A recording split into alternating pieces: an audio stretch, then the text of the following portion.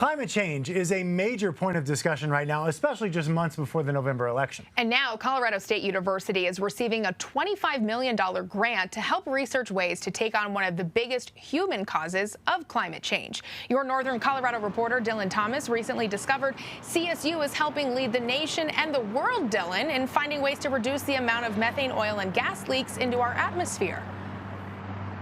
Yeah, and Kelly, oil and gas is actually the second leading human cause of methane being released into our atmosphere, only behind agriculture. And while there are oil and gas batteries and equipment throughout our state, especially throughout northern Colorado, many may not realize that one of them is actually a fake oil and gas battery location built with the intent of making sure we can research how to reduce leaks.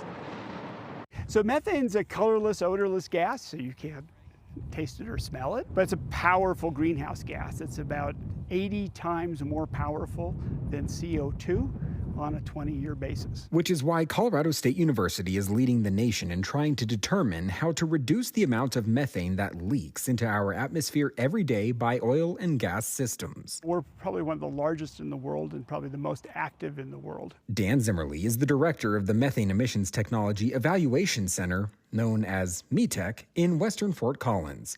What appears to be a site with oil batteries and more is actually just a mock-up. They emit like well pads, but they're fake, like a Hollywood well pad. Peppering the field around the site are strategically placed testing devices, trying to learn how and why methane leaks so easily from these sites. We are providing a fake oil and gas site, and the companies are trying to find real emissions from that fake oil and gas site. The idea is to locate leaks rapidly and prevent them from happening again.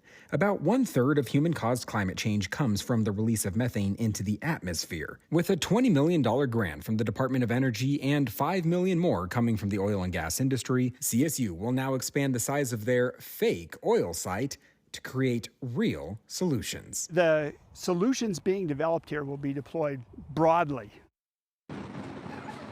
So here's the thing, they're also planning on using some of that money to create further testing for mobile testing and also offshore testing as well. Reporting live tonight, Dylan Thomas covering Colorado First. Dylan, thank you. And Dylan is your reporter there in northern Colorado. Recently, he's covered stories everywhere from Fort Collins to Loveland and Estes Park. If you have a story idea for him, you can get in touch with Dylan through our website.